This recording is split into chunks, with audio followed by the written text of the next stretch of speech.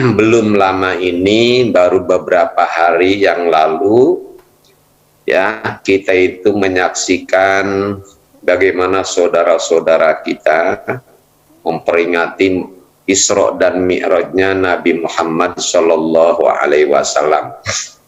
Walaupun ada juga yang memang tidak mau memperingatinya dengan berbagai alasan, ya, bahkan ada juga yang dengan alasan itu tidak ada contohnya dari Nabi Shallallahu Alaihi Wasallam, itu nggak ada masalah. Nah, dalam peristiwa Isra dan Mi'raj ini ada beberapa hal yang menjadi catatan saya, yang mudah-mudahan apa nanti yang akan saya sampaikan ini ada manfaatnya, terutama buat saya tentunya dan umumnya buat semua yang mendengarkan. Isra dan Mi'raj itu artinya Isra ini berjalan, Pak Hari. Ya, walaupun secara khusus adalah berjalan di malam hari, tapi kita nggak batasi kepada apa namanya waktunya, tapi adalah perbuatannya, berjalan. Berjalan itu artinya maju. Mi'raj itu asal maknanya adalah tangga, alat naik. Naik itu meningkat. Jadi kalau kita melihat makna dari Isra dan Mi'raj ini merupakan satu isyarat, ya, isyarat dalam agama bahwa kita kaum muslimin ini hendaknya menjadi umat yang maju, umat yang meningkat. Maju meningkat dalam bidang apa? Dalam berbagai aspek kehidupan. Baik dalam bidang apa namanya pengetahuannya, teknologinya, kemudian juga ekonominya, politiknya. Kan ada orang yang mengatakan kalau masalah politik jangan bawa-bawa agama. Bagaimana tidak? Kenapa tidak boleh?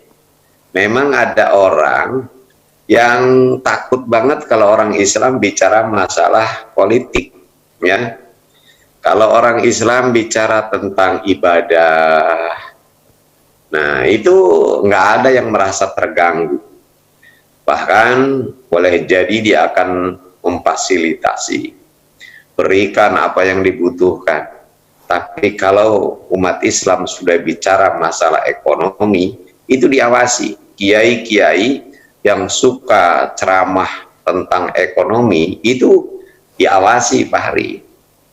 Nah, apalagi kalau bicara politik itu bisa dihabisi, ya, karena jelas nanti akan mengganggu kepentingannya. Nah, Islam ini mengatur segala aspek kehidupan, gunting kuku, nyisir rambut, pakai baju, pakai sendal, makan, diatur oleh agama. Hal-hal yang sepele itu dibicarakan. Nah, kalau hal sepele saja dibicarakan, apalagi masalah politik, nggak bisa dipisahkan. Umat Islam semuanya memang harus melek. Nah, juga meningkat dalam bidang akidahnya, meningkat dalam bidang ketakwaannya, segala-galanya. Apalagi kita ini adalah umat terakhir, ya, mestinya sih namanya umat terakhir itu udah nggak ada lagi yang kufur, ya. Kenapa? Karena semua peristiwa tentang orang-orang yang baik, orang-orang yang jahat, itu kan sudah dijelaskan oleh Allah Subhanahu wa Ta'ala. Apa yang terjadi pada umatnya Nabi Muhammad itu merupakan daur ulang, ya, dari kejadian-kejadian masa lalu. Nah, itulah sejarah.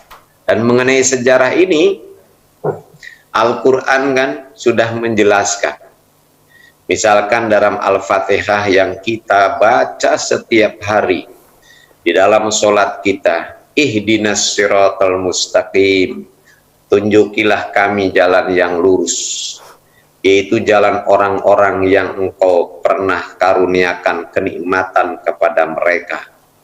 Ya, jalan yang ditempuh oleh para rasul, para nabi, para siddiqin, syuhada, sholihin. Ya, nah, bukan jalan orang-orang yang dimurkai, bukan pula jalan orang-orang yang sesat, seperti Namrud, Fir'aun, dan lain sebagainya. Bicara tentang para nabi, para rasul, siddiqin, Namrud, kemudian Fir'aun, dan sebagainya, itu artinya kita bicara tentang sejarah. Ya, jadi kita sudah jangan sampai melupakan itu sejarah. Dan ini selalu kita baca. Jadi mestinya kita ini kalau belajar dari sejarah, dari umat-umat sebelumnya, mestinya kita umatnya Nabi Muhammad itu adalah seperti yang di dalam Al-Quran disebut kuntum khairu ummah, sebaik-baik umat, karena kita sudah banyak belajar dari sejarah, ya, baik sejarah yang buruknya maupun sejarah tentang orang-orang yang baik, sehingga kita ini benar-benar sudah sudah tahu, ya, arah mana yang harus kita tuju, tempat mana dan perbuatan macam apa yang tidak boleh kita tempuh, ya, kita lakukan. Itu kalau kita mau mau belajar dari sejarah. Jadi umat Islam itu umat yang maju. Apalagi ayat yang pertama diturunkan oleh Allah kepada Nabi bunyinya Iqra. Ya, Iqra. Itu artinya Iqra, kita suruh jadi orang pinter, suruh menguasai teknologi, ya. Nah, cuma harus dikontrol oleh bismi rabbik, yaitu akidah. Teknologi ketika dikontrol oleh akidah, maka dia menjadi alat yang sangat berguna sekali. Tapi sebaliknya, kalau lepas dari ismu rabbik, dari akidah, maka dia akan menjadi alat pemusnah yang yang canggih, yang luar biasa. Maka antara ilmu pengetahuan, teknologi dengan agama itu tidak boleh dipisahkan. Ya, dengan disatukannya teknologi dengan agama ini akan terciptalah kemaslahatan yang luar biasa bagi umat manusia. Nah, ini Isra dan Mi'raj. Selanjutnya, Isra dan Mi'raj itu, Fahri, itu terjadi adalah Isra dan Mi'raj ini merupakan suatu hal yang luar biasa. Bahkan sampai ada orang yang mengatakan Isra Mi'raj itu adalah mukjizat Nabi Shallallahu Alaihi Wasallam terbesar. Ya, nah saya katakan nggak benar kalau Isra dan Mi'raj itu mukjizat Nabi paling besar. Mukjizat Nabi terbesar itu Al-Quran. Al-Quran. Bagaimana mungkin Isra Mi'raj itu kan diceritakan hanya dalam beberapa ayat. Satu ayat dalam surat Al-Isra dan beberapa ayat dalam surat An-Najm. Ya, bagaimana mungkin 2-3 ayat ini bisa mengalahkan ribuan ayat? Kalau Isra Mi'raj itu suatu hal yang luar biasa, iya. Tapi kalau keluar biasaan Isra Mi'raj itu melebihi Al-Quran, tidak. Itu, ya. Al-Quran itu nggak bisa dibandingkan dengan apapun juga. Ya, nggak bisa dibandingkan. Jangan banding-bandingkan Al-Quran. Nah, makanya saya ngelihat YouTube Abu Janda yang ngebelain siapa itu, Menteri Agama, ya, bahwa itu kan bukan maksudnya membanding-bandingin azan dengan gonggongan anjing, tapi kan banyak anak-anak yang suka baca yang ngaji itu. Nah, dia lupa itu. Berarti kan kalau yang dikaji oleh anak itu adalah baca Al-Quran, nah sekarang membandingkan Al-Quran dengan gonggongan anjing, ya.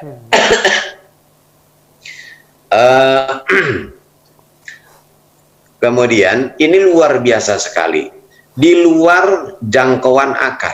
Karena itu, Fahri, Kalau kita melihat, ya, melihat peristiwa Isra dan Mi'raj itu dengan akal, dengan logika kita, siapapun juga nggak mungkin ada yang percaya. Siapapun, ya, siapapun nggak mungkin. Dah sekarang ini perjalanan dari Masjidil Haram ke Masjidil Aqsa yang butuh 1 bulan. Bagaimana Nabi SAW 1 malam pun nggak sampai, ya? Siapa yang akan percaya? Nggak mungkin. Itulah makanya ada apa namanya, orang-orang ini, orang-orang, ya, aliran Islam sebenarnya, ada yang mengatakan begini, peristiwa Isra dan Mi'raj itu perlu dikaji ulang. Perlu dikaji ulang. Karena apa? Memang karena apa namanya, peristiwa-peristiwa itu akan menyalahkan keyakinan atau paham-paham dia, atau mungkin juga karena menurut dia ini nggak logis, nggak masuk akal. Ya jangan karena nggak masuk akal kemudian apa namanya menyalahkan. Ini adalah pertanda bahwa dia, kalau pandangannya seperti itu, sudah menjadikan akal itu sebagai panglima dalam kehidupan dan bahkan dalam beragama. Padahal tidak seperti itu, ya, dalam beragama ini. Nah, kalau tidak masuk akal ini, ya wajar, wong Nabi SAW sendiri itu bersabda ketika pulang dalam perjalanan dalam Isra dan Mi'raj, beliau berkata kepada Jibril alaihissalam, Jibril, kaumku tidak akan percaya. Karena apa? Pasti manusia akan menilai peristiwa perjalanan Isra Mi'raj Nabi itu dengan logikanya, dengan akalnya. Ya, apalagi orang kafir, orang Islam aja banyak yang seperti itu. Ya. Nah, tapi apa kata Jibril? Ada yang percaya, katanya Muhammad. Siapa? Ya, sahabatmu Abu Bakar. Nah, kenapa Abu Bakar percaya? Nggak ragu sedikit pun, padahal jelas peristiwa ini adalah peristiwa yang tidak logis, peristiwa yang tidak bisa diterima oleh akal. Beliau melihat peristiwa ini dengan bukan pakai logikanya, tapi dengan imannya.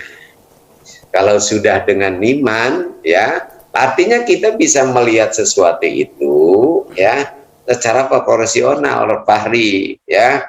Tuh, ini ranah akal, ini adalah bukan ranah akal, ranah akidah. Jadi kita bisa menempatkan. Ya. Memang yang namanya agama itu rasional. Semua agama dari Allah itu rasional. Yang disebutkan agama samawi. Bagaimana rasionalnya? Coba kita lihat, Pak Hari. Dalam Islam misalnya, ya, barang famay ya'mal misqala dzarratin khairan yarah wa may ya'mal misqala dzarratin syarran yarah. Siapa yang amal baiknya itu lebih berat, timbangan amal baiknya lebih berat, maka dia dalam kehidupan yang memuaskan. Artinya orang yang baik surga. Orang yang amal kejahatannya lebih banyak, maka tempat kembalinya adalah neraka hawiyah. Artinya orang jahat masuk neraka. Anak siapapun, apapun jabatan orang itu, ya, status sosialnya bagaimana, itu tidak berpengaruh. Pokoknya yang baik surga, yang jahat neraka. Itu rasional. Yang nggak rasional itu kalau agama mengajarkan begini, yang penting kamu percaya kalau Tuhan itu adalah yang menyelamatkan kita, ya, asal percaya kepadanya maka pasti akan masuk surga.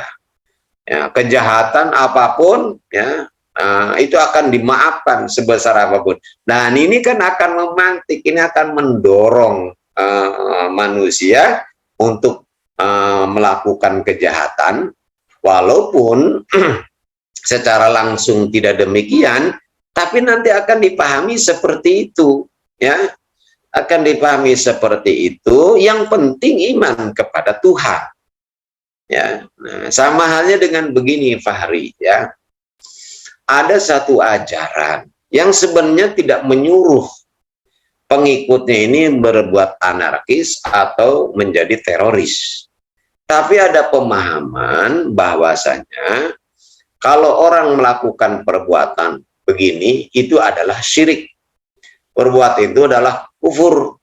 Nah, orang syirik itu, ya, orang kufur itu darahnya halal ditumpahkan, hartanya boleh dirampas, ya.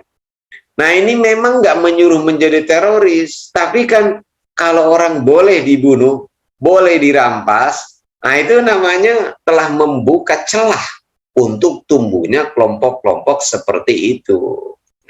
Nah ini supaya diperhatikan yang demikian. Jadi sekali lagi, Isra Mi'raj itu peristiwa yang di luar nalar, ya. Karena itu ini bukan apa ranah akal, tapi ini adalah ranah akidah. Nah, ketika Imam Abu Hanifah berkata begini, ma ja'ana anillah wa rasuli ad'u ala rosi. Apapun yang datang dari Allah dan Rasulnya, aku junjung tinggi, aku letakkan di atas kepalaku, walaupun isi kepalaku tidak memahaminya. Tuh. Jadi ini beliau ini menempatkan wahyu di atas akal. Jadi kalau ada wahyu yang tidak dipahami oleh akal, jangan diotak-atik wahyunya. Akalnya yang harus tunduk kepada wahyu. Karena wahyu itu nggak mungkin salah. Karena dari Allah Subhanahu wa Ta'ala yang maha benar juga adalah dari Rasulullah SAW yang ucap dan perbuatan itu adalah dibimbing oleh wahyu. Wa ma ja'ana anis sahabat, dan apa saja yang datang dari sahabat, kata Imam Abu Hanifah, aku ambil yang terbaik. Para sahabat itu orang-orang yang baik, tapi dari sekian banyak sahabat yang baik-baik itu pasti ada yang terbaik diantaranya. Nah itulah yang diambil oleh Imam Abu Hanifah. Wa maja'ana nitabi'inhum rijalun wa nahnu rijal. Nah, kalau itu datang dari tabi'in, mereka itu kiai, aku juga kiai, kata beliau. Mereka ulama, kita juga ulama. Jadi Imam Abu Hanifah itu udah mengingatkan kita, ya, untuk tidak taklid, untuk tidak fanatik kepada ulama.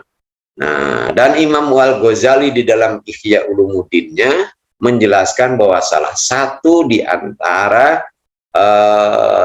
sifat yang menjadi hijab dari kebenaran adalah ta'assub atau asobiyah, yakni fanatik madhab. Yang sekarang ini kita lihat, ya Allah, kepanatikan ini luar biasa, ya, kepanatikan ini luar biasa. Nah, karena itu sering saya katakan, jika Anda orang NU misalnya, Muhammadiyah, atau FPI, atau Salafi, dan sebagainya, itu silahkan aja Anda jadi itu. Tapi, jangan karena Anda menjadi orang NU, apapun yang dilakukan oleh orang NU, itu benar semua. Jangan karena Anda orang Muhammadiyah, apapun yang dikatakan oleh tokoh Muhammadiyah, itu sudah pasti benarnya dan diikuti, dibela mati-matian. Begitu juga kalau pengikut Habib Rizik, pokoknya yang diucapkan, yang dilakukan Habib Rizik nggak ada salahnya. Salafi begitu juga, nggak boleh seperti itu. Kita ngikuti NU, ngikuti Muhammadiyah, ngikuti FPI atau Salafi, bukan karena Salafinya, FPI-nya, NU-nya, Muhammadiyahnya, tapi karena benernya. Kalau nggak bener, siapapun juga, ya, jangan kita ikutin. Nah, fanatik Islam itu harus wajib, tapi fanatik organisasi, fanatik madhab, ini akan menjadi dinding yang bisa menghalangi kebenaran, ya, yang bisa menghalangi kita dari kebenaran. Nah, sahabat Abu Bakar As-Siddiq radhiyallahu sahabat Umar radhiyallahu an, setelah beliau masuk Islam, ya, belum lama masuk Islam, ditanya oleh Rasulullah, Umar, kau cinta kepadaku? Jawab Umar, tentu Rasulullah, saya cinta kepadamu. siapa yang lebih engkau cintai Umar? Aku atau dirimu?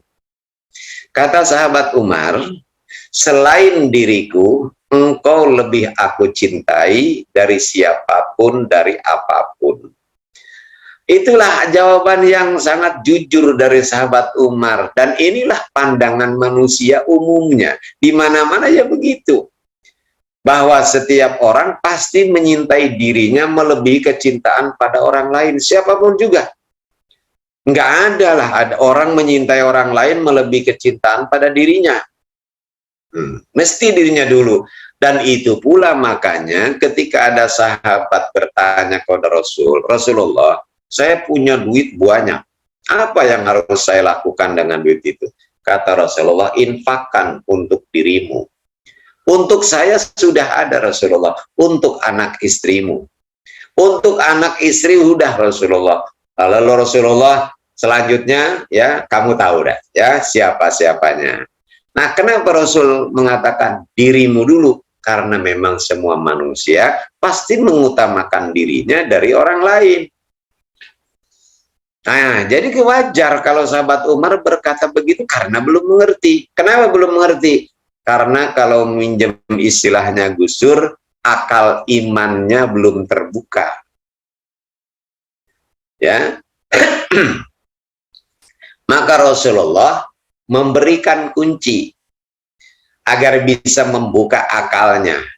Sahabat Umar ini. Ya, apa kuncinya?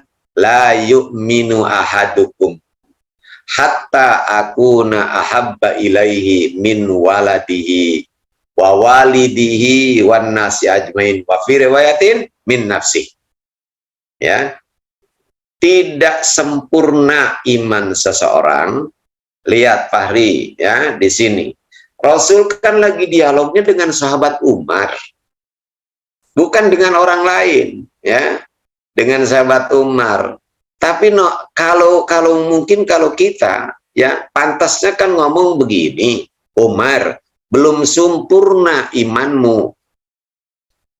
Ya, mestinya kan gitu wong lagi berdua sama sahabat Umar, ya, belum sempurna imanmu Umar, sehingga aku lebih engkau cintai dari dirimu sendiri. Mestinya kan begitu, tapi Rasul tidak.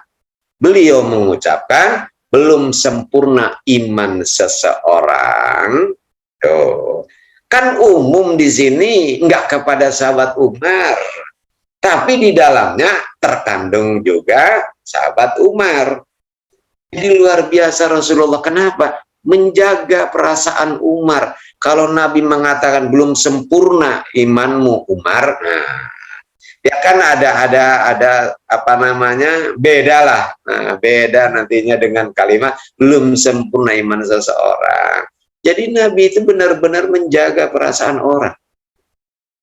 Dijaga sekali. Yang sekarang ini orang udah nggak memperdulikan yang begitu. Ya, umat Nabi lakon kana lakum fi Rasulillahi uswatun hasanah. Sungguh dalam diri Rasulullah terdapat uswatun hasanah. Buat siapa? Buat siapa? Kan lakum, buat kamu, buat saya, buat kita semua. Jadi jangan karena buat kamu, kamunya itu ditunjuk pada orang lain, bukan buat diri sendiri. Nah, mulailah dari diri sendiri. Mulai dari diri sendiri ya. Jadi perasaan awas dijaga. Ketika Rasulullah Shallallahu Alaihi Wasallam, beliau ini suatu hari keluar dengan membawa uang 4 dirham. Beliau mau beli baju, ya. Di perjalanan melihat ada seorang budak Fahri sedang duduk termenung, rupanya dia kebingungan. Didatangi oleh Rasulullah. Ada apa katanya saudara? Kenapa katanya kamu dengan kamu? Saya Rasul nggak berani pulang, ya. Sebab saya pasti dihukum oleh majikan saya. Loh, memangnya kenapa? Saya disuruh belanja sama majikan saya, tapi duit kembaliannya katanya hilang. Kata Rasul, berapa uang kembaliannya? 2 dirham katanya Rasul. Kata Rasul, langsung tuh yang 4 dirham tadi buat beli, nih ya ada duitnya ya. Dah, sekarang kamu pulanglah sana. Jangan sampai nanti majikanmu marah ya. Segera cepetan pulang. Tapi dari tadi kok saya katanya Rasul nggak pulang-pulang karena saya takut. Walaupun udah ketemu pasti dihukum karena katanya lama nggak pulang.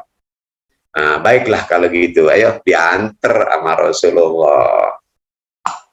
Begitu diantar oleh Rasulullah, maka rupanya majikannya itu tiga orang wanita. Melihat si budak yang ditunggu-tunggu nggak pulang-pulang, tiba-tiba pulang membawa Rasul. Heran, ada apa ini? Ya. Rasul mengucapkan salam. Assalamualaikum, satu kali nggak dijawab. Salam yang kedua enggak dijawab. Yang ketiga baru dijawab. Ini kan kemungkaran nih. Ya, kemungkaran mau nggak langsung jawab. Maka Nabi negor. Ya, ibu-ibu, apakah kalian tidak mendengar salam saya yang pertama dan yang kedua? Dengar katanya Rasulullah. Lalu kenapa tidak kalian jawab? Sengaja kami menunggu biar engkau lebih banyak lagi mendoakan keselamatan buat kami. Subhanallah. Ya, walaupun sebenarnya orang itu salah, tapi karena alasannya bisa diterima. Ya Nabi ya sudah.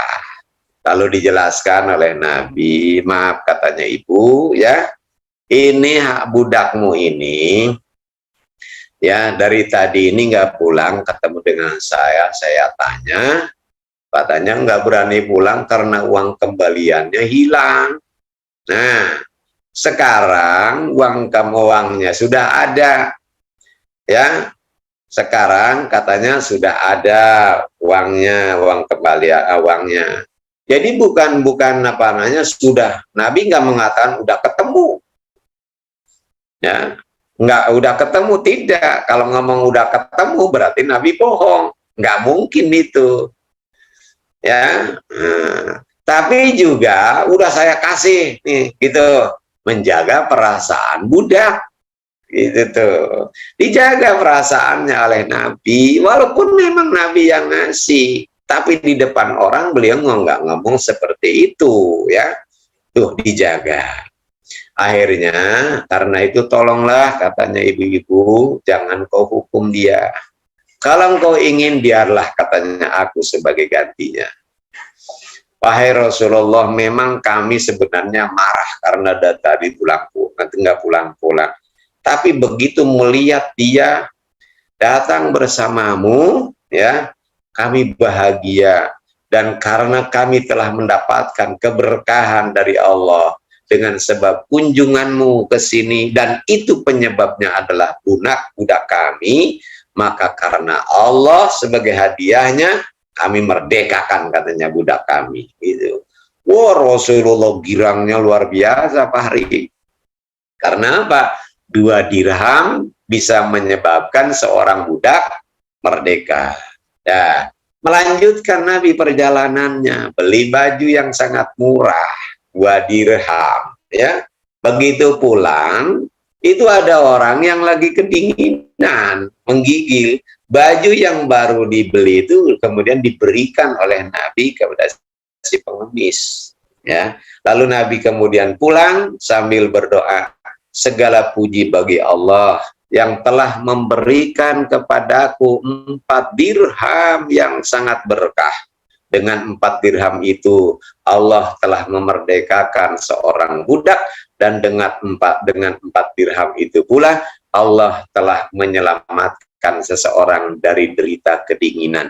Lihat Nabi Shallallahu Alaihi Wasallam, ya, begitu tawaduknya, nggak ada ujub. Beliau nggak mengatakan dengan 4 dirham itu aku telah memerdekakan seorang budak, dengan 4 dirham itu pula aku telah menyelamatkan seorang kedinginan. Tidak kepadaku, tapi Allah yang menyelamatkan. Wa idza maridtu fahuwa yashfin. Ya, kata Nabi Ibrahim, kalau aku sakit, dialah yang menyembuhkan. Sakitnya disandarkan kepada dirinya, yang menyembuhkannya disandarkannya kepada Allah. Itulah akhlak orang-orang mulia kayak begitu. Jadi perasaan itu dijaga, ya. Maka kata Nabi, Umar, belum beriman, belum sempurna iman seseorang sehingga aku lebih ia cintai dirinya. Begitu Nabi bersabda seperti ini, sahabat Umar ini berarti salah beliau ini, ya, karena dia lebih menyintai dirinya daripada Rasulullah. Ya, kalau aku berbeda dengan Rasul, pasti Rasul yang benar, ya, dan aku ini salah. Cuma di mana letak salahku dan di mana letak benarnya Rasul. Nah, ini bukan keraguan tentang iman yang begini. Dia pingin tahu filosofi, pingin tahu hikmah, ya, faedah di balik ungkapan Nabi yang dia yakini benarnya. Ya, kenapa? Ketika mengetahui akan tumbuhlah mutmainnah di dalam hati, ya, di dalam hati. Jadi bukan sahabat Umar nggak percaya kalau Nabi itu benar. Sebagaimana Nabi Ibrahim alaihissalatu wassalam, ketika beliau pernah bertanya kepada Allah, Rabbi arini kaifatuhil mauta, ya Allah tolong perlihatkan kepadaku bagaimana cara engkau menghidupkan orang-orang yang sudah mati. Ya, apa Nabi Ibrahim nggak percaya Allah itu mampu menghidupkan yang sudah mati? Makanya oleh Allah ditanya, qala awalam tu'min, apa kamu nggak percaya? Katanya ini nggak iman Ibrahim kalau aku itu mampu menghidupkan yang sudah mati. Qala bala, oh tentu saya beriman, saya percaya. Walakin lihat ma'inna qalbi, tapi biar hati saya ditumaninah dengan menyaksikan langsung. Ya, bukan biar percaya, bukan, biar tumanina. Artinya iman dengan tumanina itu dua hal yang berbeda. Orang beriman belum tentu hatinya tenang, tumanina. Kan banyak orang Islam hidupnya gelisah, ya, takut mati. Wah, lo ketakut, saking takutnya mati, berhenti ngaji, berhenti sholat berjamaah, nggak sholat Jumat. Loh, emangnya kalau apa namanya nggak sholat Jumat nggak mati apa? Ya, itu Pak Hari ya. Nah ini, jadi karena ketakutan, jadi cuma ketenangan itu apa namanya berbeda dengan keimanan. Makanya jangan mengatakan yang begitu itu tuh orang nggak beriman. Beda antara tumanina dengan iman itu bukan sesuatu dua hal yang bukan satu, tapi dua hal yang berbeda. Nah, sahabat Umar kemudian pulang. Ketika di rumah beliau ini merenung, tafakur. Nah, ini kata Nabi, tafakur sa'ah khairun min ibadati sana. Bertafakur 1 jam lebih baik daripada ibadah 1 tahun. Kenapa? Ya, rasa ibadah terus tapi nggak ditafakuri, ya, maka kecil pengaruhnya kepada kebersihan jiwa, kepuasan batin. Beda kalau tafakur, beda kalau dia itu ta'amul, tadabbur, ya. Makanya Al-Quran oleh Allah bukan cuma dibaca, suruh ditadaburi. Afala yatadabbaruna al-Quran walau kana min indi ghairillahi lawajadu fi ikhtilafan katsira. Apa mereka itu tidak mau mentadaburi Al-Quran, ya?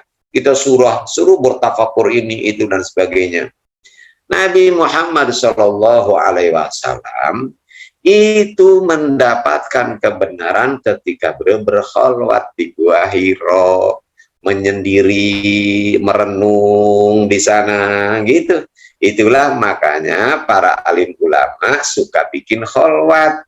Kenapa? Karena di sana ada isyarat Nabi mendapatkan kebenaran ketika beliau ini berkholwat di Gua Hiro. Makanya para ulama juga kemudian pada bikin kholwat di rumahnya. Ada yang digali di bawah tanah ukuran 1 kali 2 meter. Ada juga yang membuat ruangan, ya, entah di kamarnya atau di mana, yang tidak pakai lampu gitu tuh, sehingga gelap, ya. Nah, kenapa? Berharap dia akan mendapatkan juga kebenaran dari Allah Subhanahu wa Ta'ala, sebagaimana yang Allah berikan kepada Nabi Shallallahu Alaihi Wasallam. Maka dalam tafakurnya itu Rasulullah, sahabat Umar dia kemudian menemukan jawaban bahwa selama ini aku berada di tepi jurang neraka. Wa kuntum ala syafa hufratim minan nar fa anqadhakum minha. Ya, dulu kalian semua berada di tepi jurang neraka, maka Allah menyelamatkan mereka, menyelamatkan kamu semua. Aku berdiri di tepi jurang, ya, jurang neraka. Lah tinggal nyemplungnya aja kalau nyawanya sudah dicabut. Itu ya. Karena kufur itu berarti berdiri tepi jurang. Kemudian orang yang aku cintai, yang aku lindungi, yang aku kasihi, yang aku bela, aku nafkahi, satupun orang yang aku cintai tidak ada yang pernah coba menyelamatkan aku, ya, menarik aku dari tepi jurang itu, ya. Malah mereka mendukung aku berdiri tepi jurang, karena mereka juga sama-sama ikut aku berdiri di tepi jurang itu, ya. Nah, jadi nggak ada yang menyelamatkan beliau. Kata beliau, justru orang yang selama ini paling aku benci dan aku telah pernah berusaha untuk membunuhnya, yaitu Nabi Muhammad SAW. Beliaulah yang menarik, membimbing tanganku dari tepi jurang itu, dibawanya ke taman yang sangat indah, yaitu taman Islam. Ya, jadi kalau begitu kata sahabat Umar, aku ini sebenarnya nggak cinta padaku, yang cinta kepadaku itu cuma Rasulullah. Yang ingin aku selamat bukan aku, yang ingin aku selamat itu Rasulullah. Jadi kalau begitu benar, berarti ya aku harus menyintai Rasulullah melebihi kecintaanku kepadaku, pada diriku sendiri. Nah, ini akal imannya sahabat Umar mulai terbuka. Makanya kalau udah ngerti begini, ya kita nggak ragu lagi dengan firman Allah, qul in kana aba'ukum wa abna'ukum wa ikhwanukum wa azwajukum wa ashiratukum. Katakanlah jika bapakmu, anakmu, saudaramu, istrimu, ya, keluargamu, harta harta kamu, perniagaan kamu, rumah tempat tinggal yang kamu sukai, lebih kamu cintai daripada Allah dan Rasulnya dan dia bisa bilang, maka tunggulah sampai Allah mendatangkan perintahnya atau keputusannya. Jadi kita harus menjadikan kecintaan kepada Nabi melebihi kecintaan kepada yang lain, termasuk pada diri sendiri. Nah, itu akan dipahami dengan ini sudah dipahami oleh sahabat Umar dengan sebab perenungan, ya, dengan sebab tafakur itu. Makanya sahabat Umar langsung besoknya, demi Rasul, demi Allah wa Rasul, engkau lebih aku cintai daripada diriku sendiri. Wah, girangnya Rasul luar biasa. Ya, bukan kalimat itu yang membuat girang Nabi, yang membuat gembira Nabi.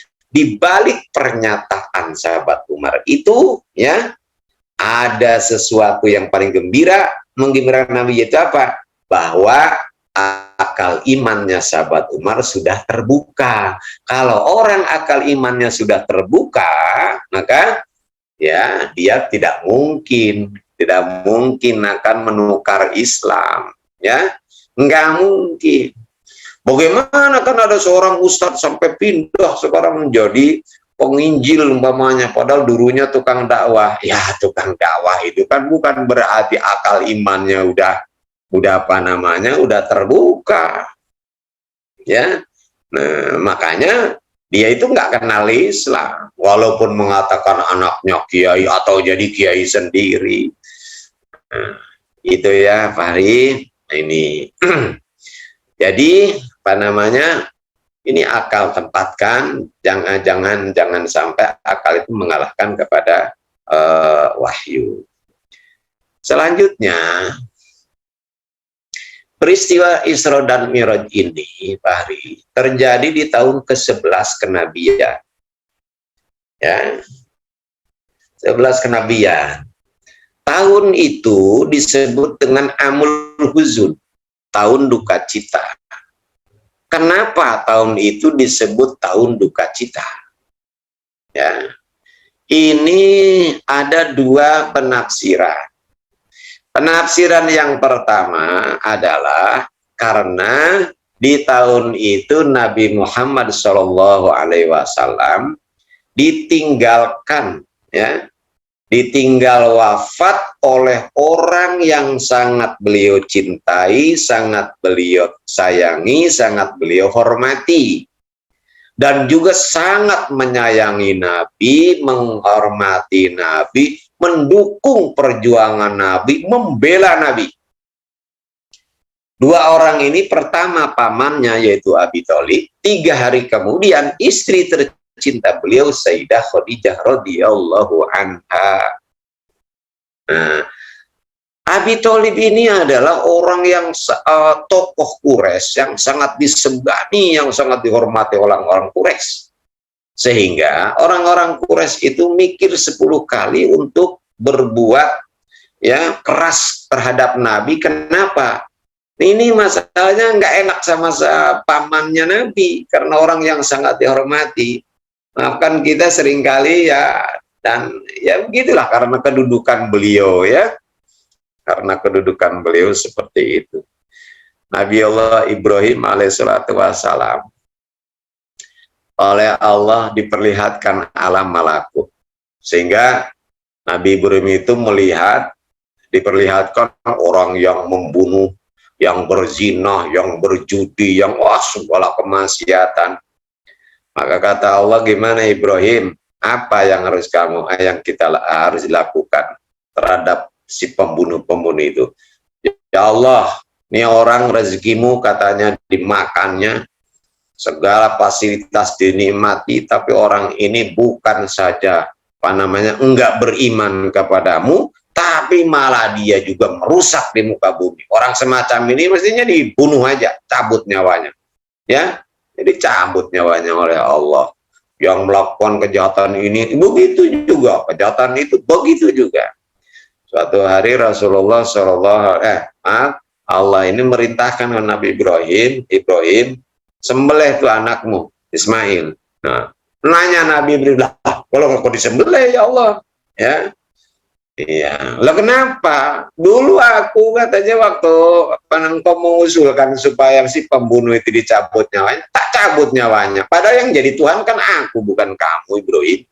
Aku turuti kan gitu.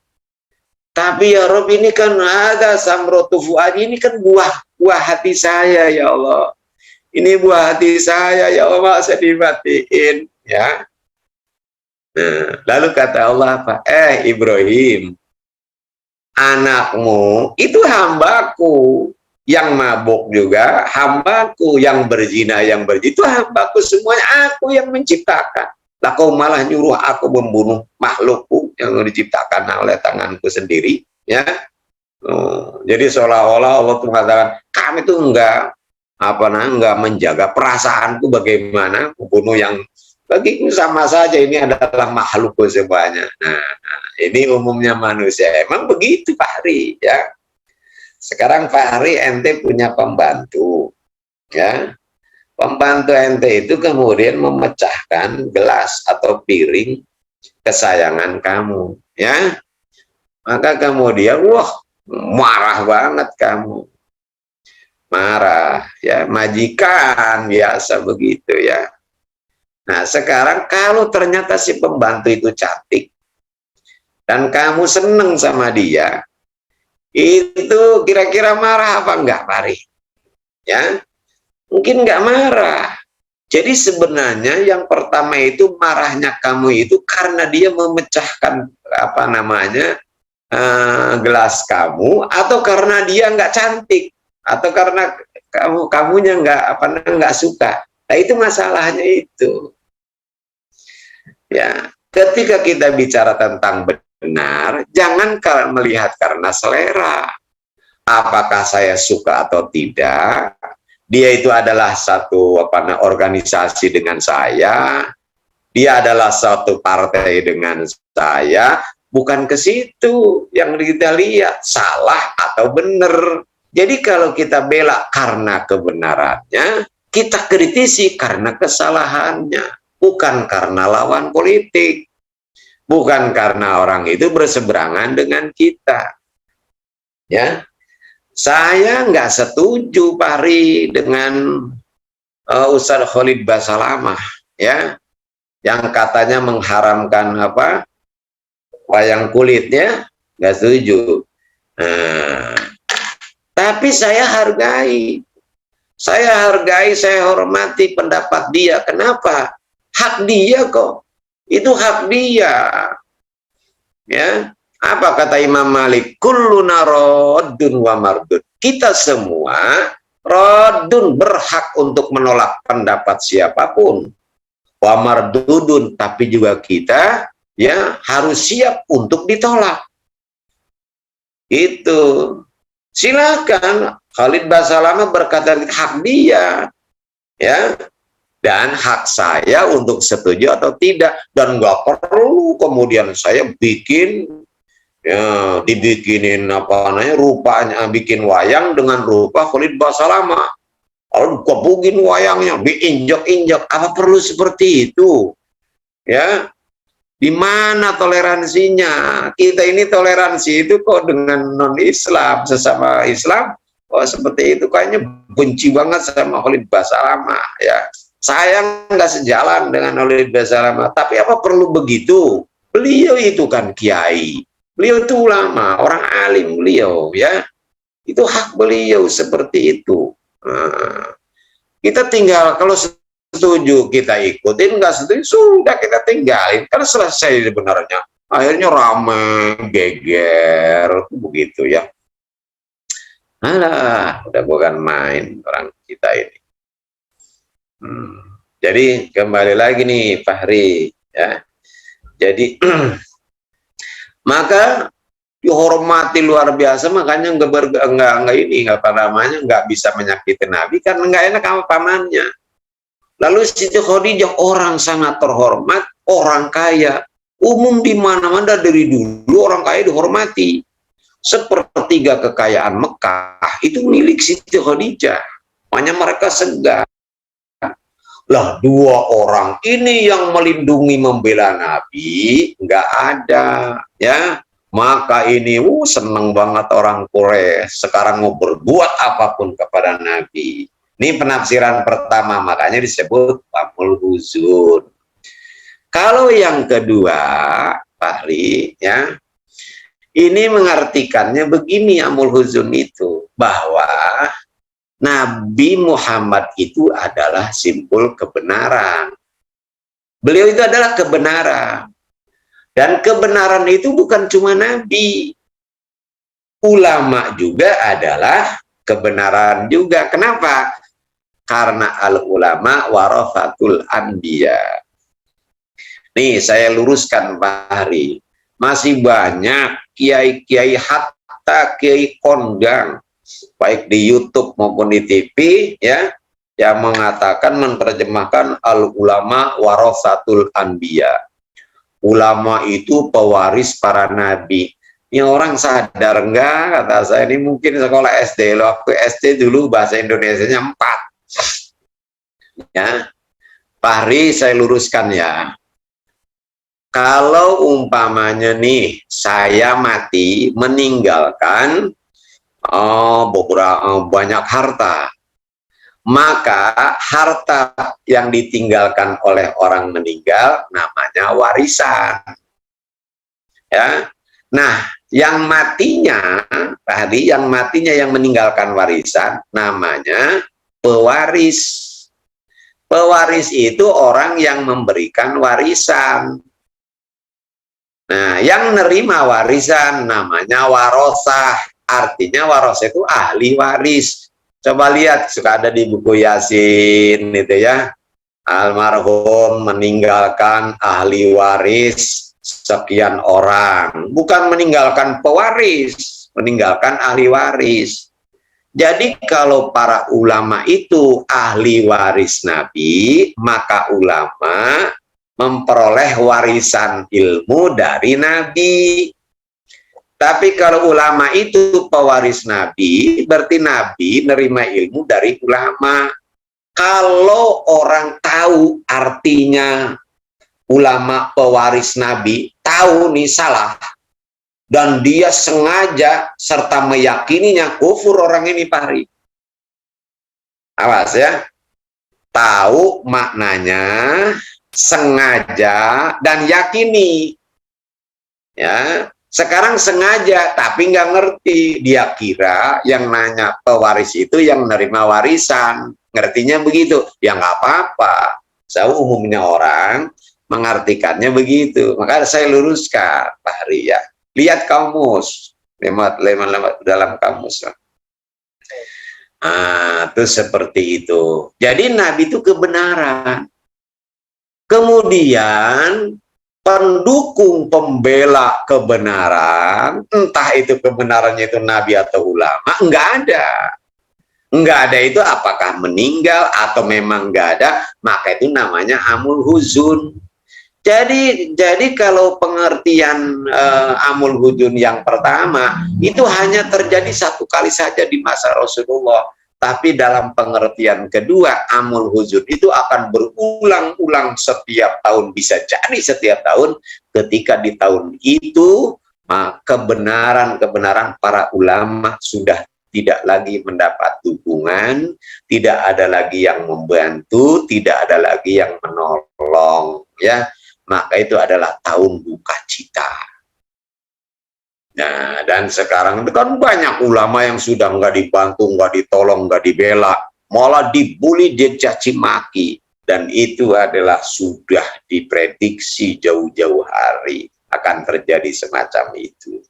Bahkan juga ada orang yang dikatakan ulama, tapi ngisin-ngisini, malu-maluin juga ya ada, ya. Ya karena dengan perbuatannya, ya perbuatannya perbuatan nista, tapi dengan menggunakan label-label agama, ya. Dan itu juga memang sudah diprediksi, sudah disampaikan oleh Nabi jauh-jauh hari.